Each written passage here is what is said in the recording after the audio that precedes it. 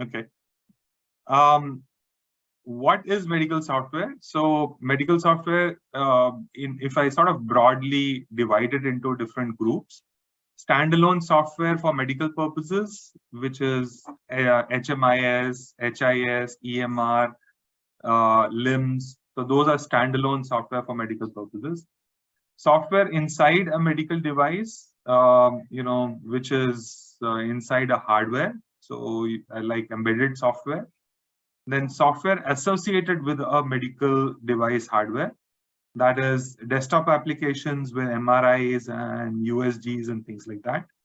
And then the latest category, which is software as a medical device without any hardware, mobile phone acting as a hardware for this particular category. So software as a medical device has taken off in a very big way. There are lots of new examples on the market. But then, medical software is a very broad category. It also includes software as a service, which is mobile first, cloud first design principles, which are written on the NDHP standards, Government of India. Platform as a service, which is a software library available on the cloud, like an integrated development environment, medical plugins. So you have software plugins that you can download and put into your application. Apple, Fitbit, Samsung, medical play live stores, the play stores which are specifically for medical application. And then, structure. So infrastructure as a service. So medical grade elastic cloud software with security principles like HIPAA built into it. Many of the cloud providers like Azure, AWS, Google, they are already providing these services. So that is how we think the medical software is sort of classified into these different broad categories. Risk classification for medical software. Now, most of the regulatory bodies treat medical software as a medical device and treat medical device as a drug. Medical software has to go through the same regulatory process as medical devices and drugs. So square pegs and round holes. So that's how it is. But globally, everywhere you go, you will have all the regulations that were built for drugs. Then they were modified for the devices or medical devices. And software, medical software was sort of a force fit into what was already existing. It's not just an India phenomenon. This is the case everywhere in the globe. And now, with the advent of technology, the lines are beginning to blur between the hardware and the software, the medical devices, and also the personalized medicine and insurtech. So the lines are beginning to blur between all of this. So it's a very big challenge for the regulatory authorities to keep up with the advancement of technology. So having said that, the challenge anyway has to be met, and different ways are being devised by different countries to deal with the digital health arena that is emerging at a very fast pace.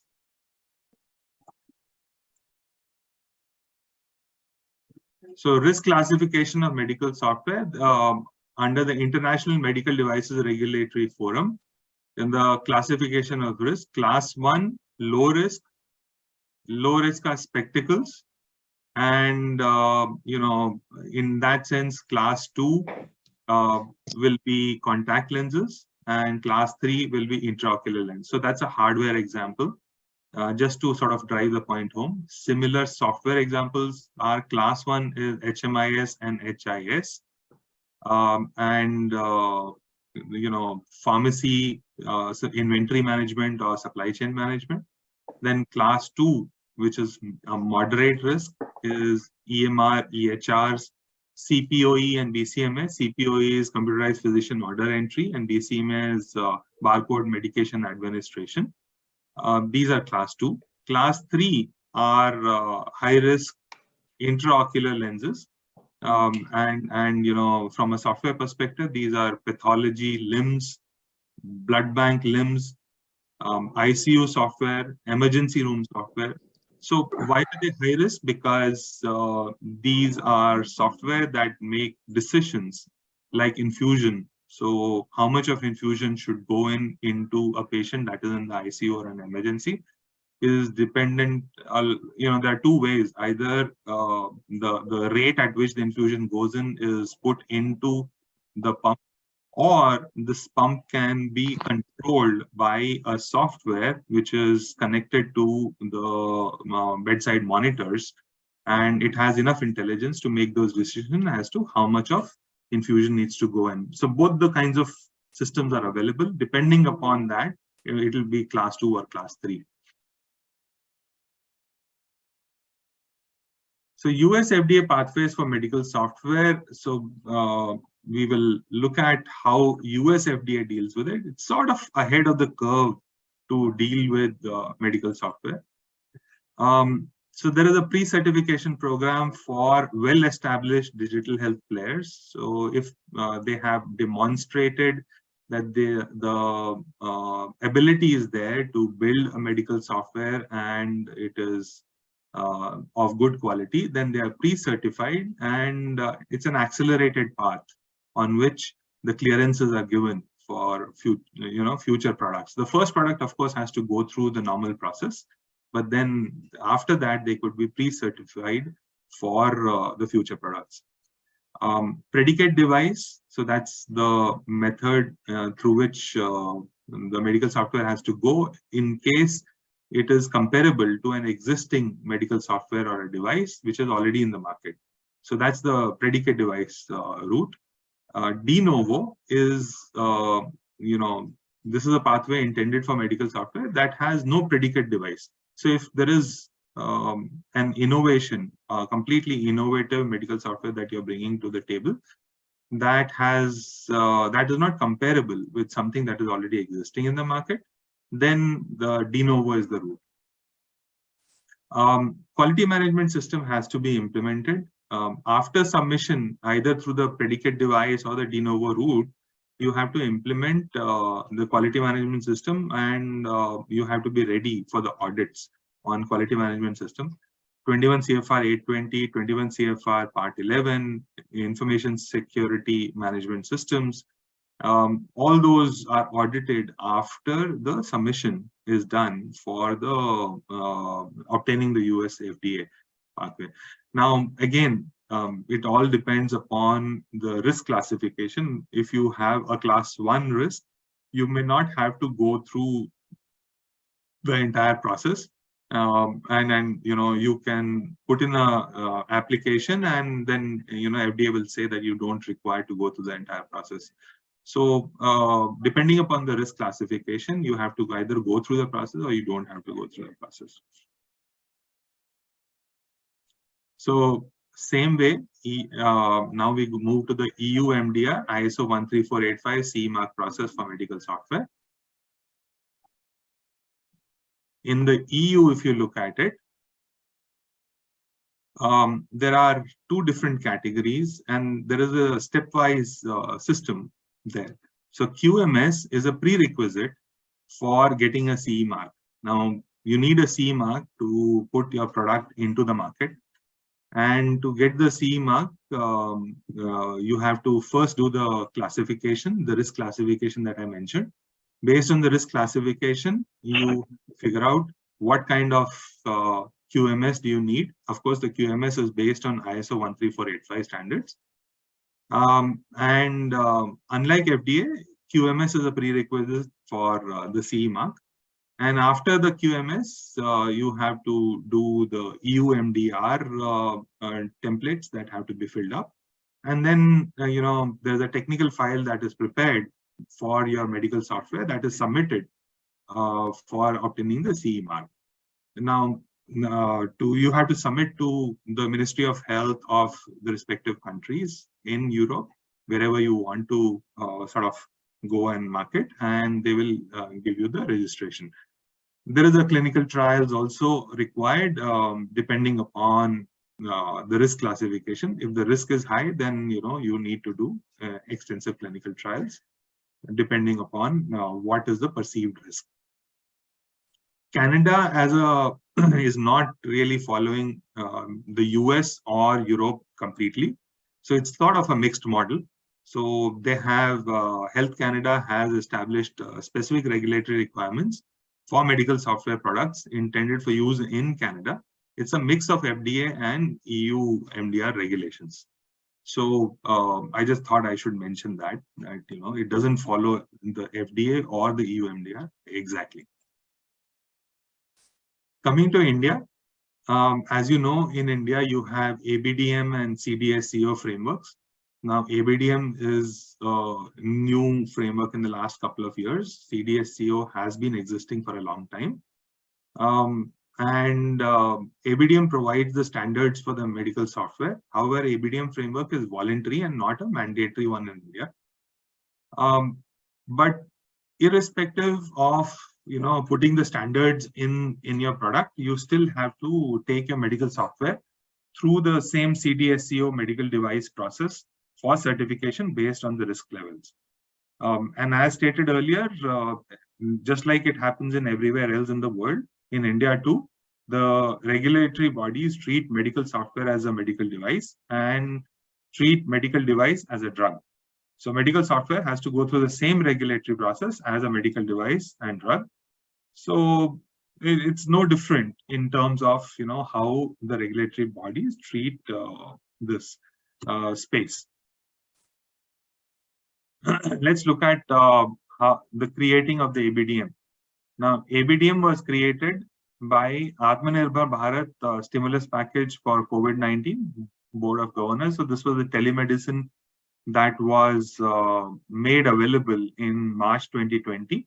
Before that, the telemedicine guidelines did not permit that it'll be a telemedicine consult will be treated at par with a physical consult. But the tweaking was done, and this was in response to the pandemic.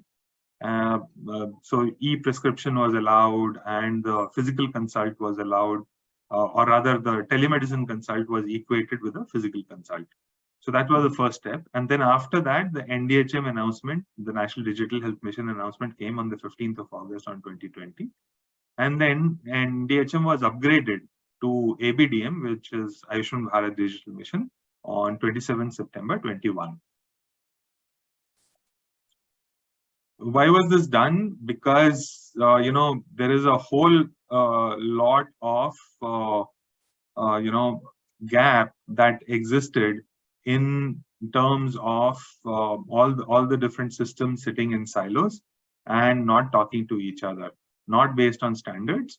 And all of them, the data sitting in silos, there was no ability to bring the data together and do a data analysis across the board. So from a public health perspective, as well as from a private health perspective, going forward, the government realized that, when the pandemic hit us, that there was a need to bring all the data together. If the data was already together in a standard format, then almost real-time data analysis could have been done to find out the epidemiology of the disease, and we could have had a much better intervention. So that was the basic, driving factor which brought ABDM to the fore. I've been through the entire process of writing the standards as a background to ABDM. I started way back in 2011 with NHSRC, writing a public health IT study report where we said that Ministry of Health and Ministry of IT need to come together to write standards. And then in 2013, the EHR Standards Committee and the MDDS Standards Committee was created, and I was fortunate to lead the task force that wrote the metadata standards for health. And I was also a consultant to the EHR Standards Committee. Fast forward to 2018, when the health stack was released, and then just before the launch of the Ayushman Bharat, all the MDDS standards were notified, and a couple of other things were done to pave the way for bundling it into the National Digital Health Blueprint and further into the National Digital Health Mission. So it carried forward all the work that had been done in the past. So National Digital Health Blueprint is something which is giving you a bundled all the standards that are required for medical software in India. And if you go to the ABDM website, you will find all the standards over there. NDHB is available on the Ministry of Health website. And all those links, if you just Google, you find all of that. The metadata standards for health is like a library of data elements. So it provides you the data type, it provides you data size, it provides you the data value sets and the code directories. So there are about 1,000 data elements, 140 different code directories, which are basically value sets. It is a long list of values that have been bundled into code directories that you can look up. These are very India specific. Like for example, in India, the list of specialities is very different. And list of names of departments is very different from anywhere else in the world. And the kind of healthcare facilities we have in India is very different. So this is also providing a list of healthcare facilities, and so on and so forth. So you have a whole long list to refer, which is very India specific, and that is the reason this was created. On the National Digital Health Blueprint, it provides you a federated architecture. At the national level, there are registries which are for as unique identifiers. So there's a patient registry called ABHA, and then there is the health professional registry, health facility registry, and then there is a drug index, and so on and so forth. So these are registries where you are looking at, picking up the identifiers, and these identifiers will help you navigate through the entire system. So medical software system. So it's a federated architecture when I say. So there's a national level, there is a state level, and then there's a local level. So at the local level, there's NDHB standards-based PHR. PHR is personal health records. So that remain at the local level. So data remains local, and you don't really have to share the data unless there is a need. So you have to roll up the data on demand for data analytics at the state level or the national level. There are horizontal components for interoperability and data exchange. So if you have data which is in machine readable format, you can do a data exchange between different systems. So that is now being called as UHI.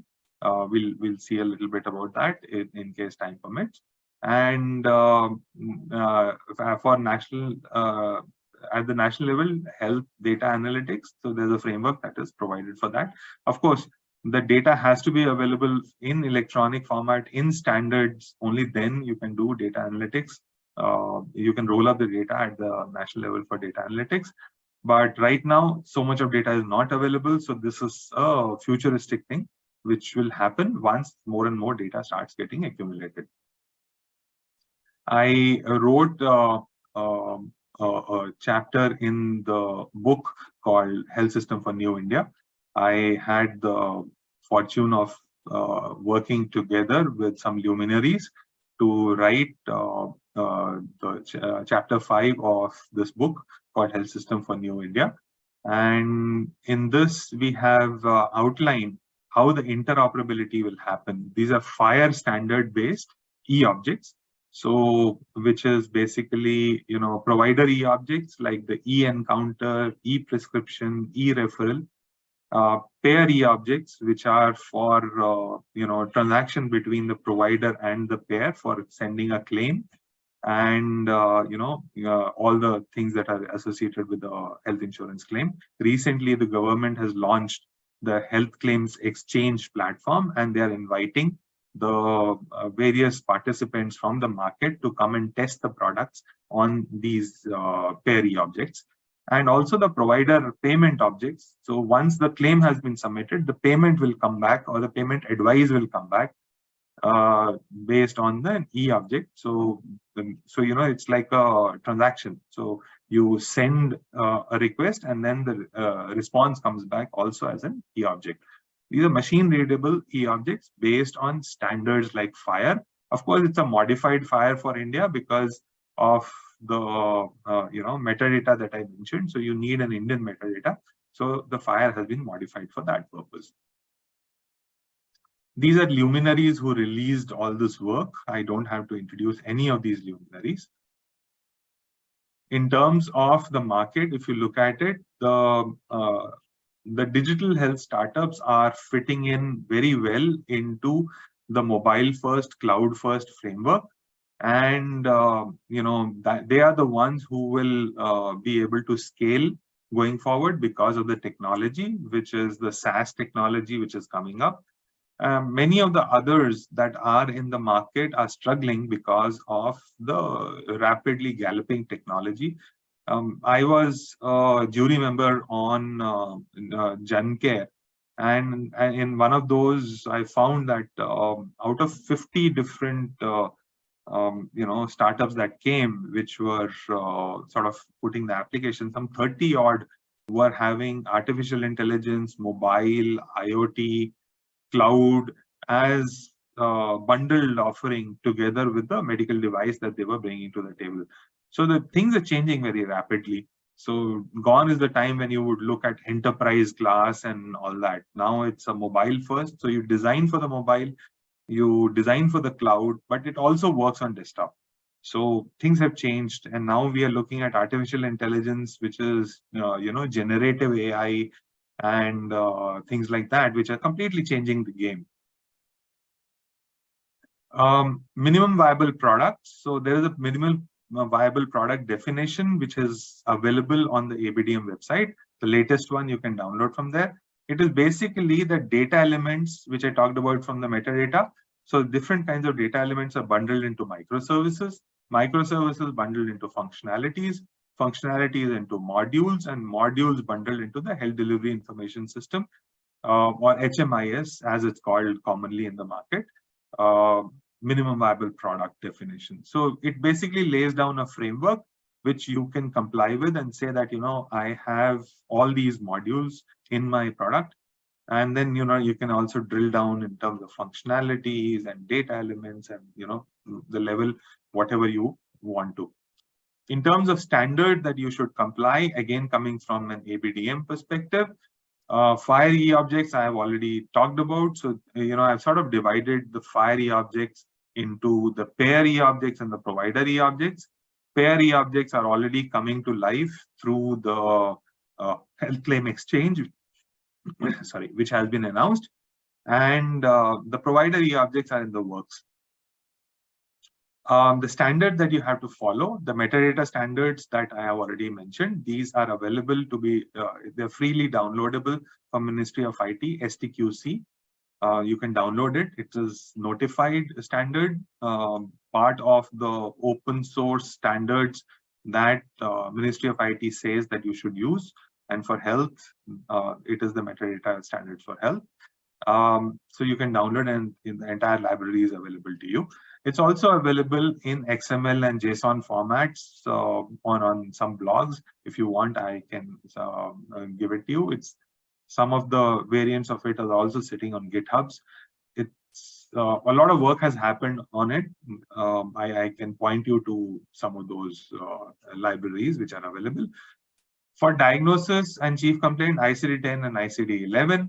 For procedures and clinical terms, NOMED and ICHI. For investigations and labs, it will be LOINC. And for drug index, for now, you can use either the SUGAM portal or you can use the NFI, which is the National Formulary of India. A full drug index work is going on, to bring the brands into the fore, because if you look at the National Formulary of India, it only has the generic drugs. It doesn't have the brands. Now, until the brands become available as a full drug index, you can use the NFI, which is the generic drug index. There is some other work also that has happened on the drug index. I can point you to that in case you require. This is the ABDM stack. Not going into the details, just for completion, I've kept it there that, ABDM has taken a very small piece out of the entire National Digital Health Blueprint as a sandbox, and the sandbox is available in case you want to plug in into the sandbox and test out your application. that option is there. So there are core building blocks and the common building blocks, and then there are reference blocks. So core blocks are the patient registries, the various kinds of registries that I talked about. The common building blocks are the PHR and the unified health interface, which I again talked about. The reference building blocks are health locker and wellness app. So these are basically for reference. They've been put out there. You can use it just like, in UPI, you had the BHIM app. So you can say this is sort of an equivalent of the BHIM app, that, the wellness app is there and the health locker is there. You can pick it up. You can build your own based on this reference. There are about 40 digital health service applications that have already gone through the process. They are listed on the ABDM website that they are complying to the standards. However, even after going through the ABDM, to get yourself up to the regulatory standard, you will have to go through the CDSCO route. CDSCO works under the Drugs and Cosmetics Act, in which, if you look at it, medical device, it's a medical device includes medical software, and any of the medical software that is used for diagnosis, prevention, monitoring, treatment, investigation, replacement, control of conception, etc., etc. So there's a list there, which covers the medical software. Now, if you really want to comply with the law of the land, then after you have complied with all the standards which are listed under the ABDM, you should come and go through the process of the medical device standards, including the medical software under the CDSCO. The Medical Device Rules 2017 provide the regulatory framework. So what it says is that all medical devices must be registered with CDSCO before they can be sold in India. Of course, it is not being very strictly enforced for medical software, but then this is the best practice, that after you have implemented all the standards of ABDM, you go through the process which is laid down by CDSCO. CDSCO approval process, I don't have to tell all of you, just for completeness, I've kept it here. The most important thing is that, you look at the risk classification. Here it will be class A, B through D. And the international risk classification is class 1, class 2, class 3. So there's a little bit of a difference here. So you'll have to figure out which class you fit in. And then, you will have to prepare your technical documentation with clinical trial data if required. If the risk classification is high, then, you need clinical trial data, even for medical software. And that's a thing globally. If whether you're doing for FDA or you're doing EU MDR or you're doing in CDSCO in India, if the risk classification is higher, then you will have to bring clinical trials data to justify that, it is safe, the product is safe, and it is something that can be used for the, or it justifies the intended use. In conclusion, I will quickly sort of conclude so that we can keep time for discussions. And, the bazaar model is emerging. I was saying that, there is a whole lot that is happening on the market side. And on one side, the lines are beginning to blur between the hardware, software. Even, there was a time when medical devices were kept separate from the software, that is the HIS, EMRs and things like that. But, the time is gone. Now, there is hardly any radiology system that comes without a RIS that is bundled. PACS used to be separate. Now PACS is also bundled together with the RIS. Just as an example, same thing applies to lab information system. The same thing applies to all the other areas of healthcare. So the lines are blurring. So the second thing that is happening is proprietary, custom build, and open source. These used to be, separate buckets or separate areas.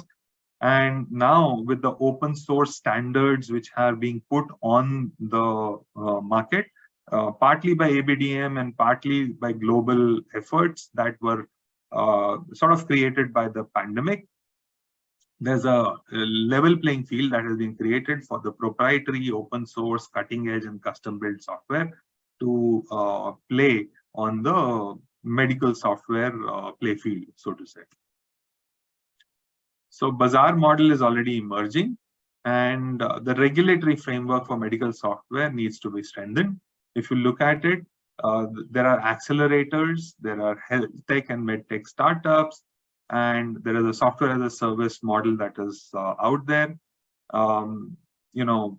Also there are tech giants and healthcare giants that are jumping into it. Many of the names that I have mentioned, many of them are already in India, or they have expressed interest to enter into the Indian markets. Some of them are Indian by origin, and they are aggregators, just like you have taxi aggregators. There are healthcare aggregators now on the market, and they are shaking up the pecking order.